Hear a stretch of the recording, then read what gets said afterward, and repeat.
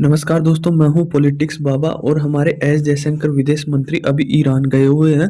और ईरान गए जाने का सीधा सा मतलब ये है कि हिंद महासागर और लाल सागर में लगातार मतलब जो जहाज है, जो आयात निर्यात करते सामान ले जाते हैं, उन पर लगातार हमला हो रहा है। हमारी कार्गो शिपों पर लगातार ये जो भी जितने भी टेररिस्ट हैं ग्रुप है वो लगातार अटैक कर रहे हैं। और इसमें विश्व का पूरे विश्व का व्यापार मतलब खतरा बना हुआ है। सही तरीके से नहीं हो रहा है, या हो रहा है तो उस पर टाइम बहुत ज़्यादा लग रहा है और पैसा ज़्यादा खर्च हो रहा है। तो इसी को हल करने के लिए हमारे विदेश मंत्री ईरान गए। अब देखो ईरान क्यों गए? ईरान सीधा सा मतलब है, ईरान तो हमले करवा नहीं रहा, पर ईरान जो ये एक्टिव है ना, जो ग्रुप है, जैसे हमास हो गया, हिजबुल्ला हो गया, होती रिबल्स हो गए, इनकी पकड़ ईरान पे है और ये ईरान के कहने पर ही हमले करवाता है। तो हमें डायरेक्ट वहां पर गए एस जयशंकर ईरान पर, और ईरान को ये समझा रहे भाई ऐसे करने से कुछ नहीं होगा।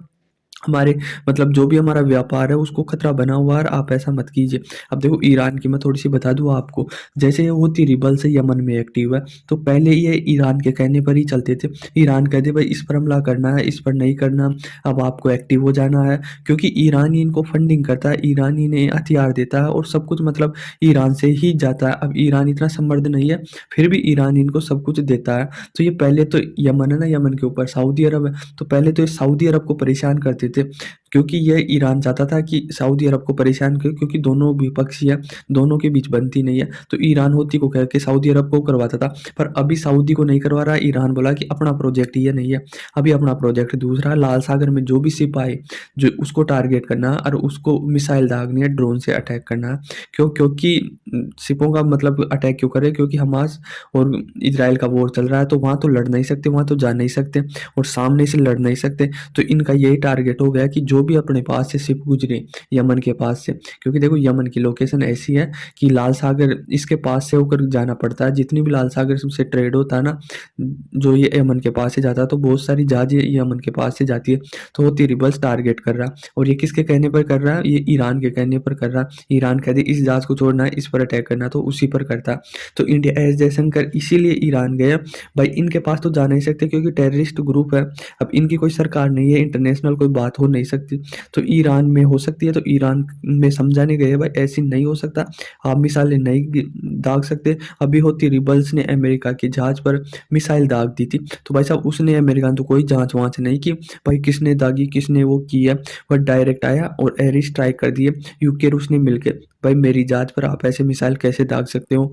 हमारी कंट्री का आयात निर्यात व्यापार आप इफेक्ट नहीं कर सकते। उसने तो बेतरीके से वहां पर एयर स्ट्राइक कर दी। वहां पर यमन के काफी लोग वो भी किया था, विरोध भी किया था, विरोध करने के जो वो भी हुआ था। पर अमेरिका जाना ही इसलिए जाता है कि आप हमारे ऊपर ऐसे स्ट्राइक नहीं कर सकते। भारत के ऊपर भी इसने एक कार्गो शिप है, जहाज, उस पर अटैक किया था, पर भारत ने ऐसा कुछ रिएक्शन दिया नहीं, क्योंकि अमेरिका जैसी रणनीति है नहीं भारत की कि ले लगा एक साथ ही वो ले ले एक्शन ले ले। वहां से प्रतिक्रिया हुई और हमने एक्शन ले लिया, नहीं। जबकि अमेरिका ने साफ साफ किया था कि जो अटैक हुआ ना भारत की जहाज पर, वह ईरान ने करवाया। पर इतनी प्रतिक्रिया ली नहीं भारत ने, क्योंकि भारत नहीं चाहता कि हमारे और ईरान के संबंध टूटे। तो इस प्रकार से अमेरिका तो झट से ले लेता भाई इसको ऐसे करना तो करना। अब देखो ये जो ईरान के कहने पर हिजबुल्ला और होती रिबल जहाजों पर अटैक कर रहे हैं ना, इसमें किसी का फायदा नहीं है। जयशंकर ने कहा कि ये पूरी दुनिया का व्यापार है और पूरी दुनिया इससे प्रभावित होती है, और ये बात सही भी है। भाई आप एक सरकार से लड़ाइए या सरकार की आर्मी से लड़ाइए, तो उनसे जाके लड़ो ना। इसमें व्यापार में छोटे गरीब लोग भी आते हैं, जो कहीं अपना सामान एक देश से दूसरे देश बेचते हैं, पहुंचाते हैं, तो इसमें गरीब लोगों का भी नुकसान होता है। और जो अगर किसी जहाज में सामान जा रहा है और उस पर ड्यूटी हाई लगेगी, तो वहां पर गरीबों जो उसके खरीदेगा उसकी रेट बढ़ जाएगी। तो ये भी एक फैक्टर है कि आप इस प्रकार से आपके गांजा में लोग मारे जा रहे हैं इसराइल द्वारा, तो आप उस पर दया कर रहे हो, तो वहां पर भी तो मर रहा है ना गरीब जो कहीं सामान खरीद रहा। क्योंकि यदि व्यापार प्रभावित होता ना, तो पूरी दुनिया के लोग प्रभावित होते हैं। तो एस जयशंकर का यही कहना है कि आप इस प्रकार से जहाजों को अटैक मत कीजिए, आपको लड़ना है तो आप सीधे लड़िए। वो फिर उन्होंने लाल सागर में भी लगातार अटैक हो रहे थे, यमन छोड़ ही नहीं रहा था किसी भी जहाज को। मतलब वो शॉर्ट रूट पड़ता है यूरोप को एशिया से जोड़ने का, पर अब अफ्रीका से नीचे से वो कराना पड़ रहा है, जिसमें पैसे भी ज़्यादा खर्च कर रहे हैं, टाइम भी ज़्यादा खर्च कर रहा है, सब कुछ ज़्यादा खर्च हो रहा है। पर क्या करें, अब ये लोग होती रिबल्स मान ही नहीं रहे।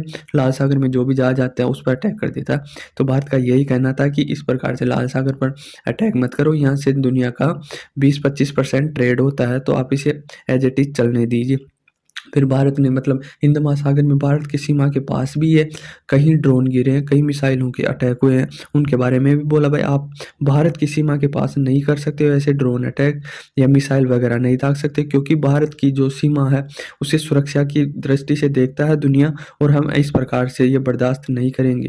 तो यही कहना है भारत का कि ईरान ईरान को यह कहना है भारत का कि आप जो हमास के हैं इनको कंट्रोल कीजिए, हिजबुल्लाह लेबनान है उस पर भी ईरान का ही अधिकार है, वह जो ईरान कहता है वही करता है। और ये होती है, ये तीनों आतंकवादी आतंकवादी ग्रुप है ना, इसको टारगेट यही करता है ईरान ही। तो इस प्रकार से है। अब देखो एक बार है ना क्या हुआ था, ईरान परमाणु बम बनाना चाहता पर अमेरिका इसे बनाना नहीं देता। क्यों नहीं बनाने नहीं देता? क्योंकि यही कारण है, यही ऐसे जो भी मिडल ईस्ट में आतंकवादी समूह है ना, उसको यह मतलब वो देता, फंडिंग देता है और फुल सपोर्ट देता है, हथियार देता है।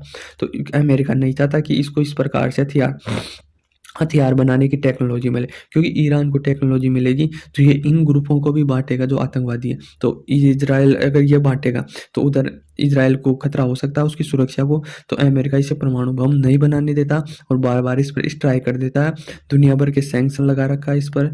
तो यही नहीं चाहता और ये सही भी है, क्योंकि इसकी ना तो तरीका सही है और ना कुछ और सही है। जो ईरान का मतलब सरकार भी सही नहीं है, इस्टेब्लिश नहीं है और वैसे भी सही नहीं है, तो अमेरिका इसे नहीं चाहता क्योंकि ये दुनिया के लिए खतरा बन सकता। अमेरिका पाकिस्तान के लिए बोलता है कि इसके पास परमाणु बम है, ये दुनिया के लिए खतरा है क्योंकि इसको रख रखाव के लिए सही नहीं है ये देश। तो इस प्रकार से और ईरान और सऊदी अरब दोनों को भी टक्कर चलती है, विपक्षी है। ईरान तो कहता है मिडिल ईस्ट में जितने भी मुसलमान हैं उसका मुखिया मैं बनूं, और सऊदी अरब कहता है कि मैं बनूं। तो दोनों के बीच में टकराव चलता है। तो इस प्रकार से भी यह जो जितने भी ग्रुप एक्टिव रहते हैं ये सऊदी अरब के खिलाफ इस्तेमाल करता है। युद्ध नहीं हुआ था ना उससे पहले भी ये इस्तेमाल करता था ईरान।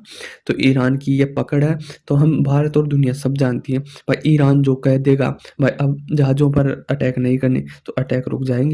इसीलिए एस जयशंकर ईरान में गए और ईरान को समझा रहे हैं भाई हिंद महासागर में इस प्रकार से आप बड़ा हमला मत कीजिए, जहाज़ों को टारगेट मत कीजिए, और इन आप एक्टिव कर रखे हैं तीनों ग्रुपों को उनको समझाओ, इससे दुनिया प्रभावित होती है और लॉन्ग टर्म में आपको ही नुकसान होगा बहुत ज़्यादा। तो आई होप ईरान समझा होगा और मैं समझा रहा हूँ तो आप भी समझे होंगे। तो धन्यवाद।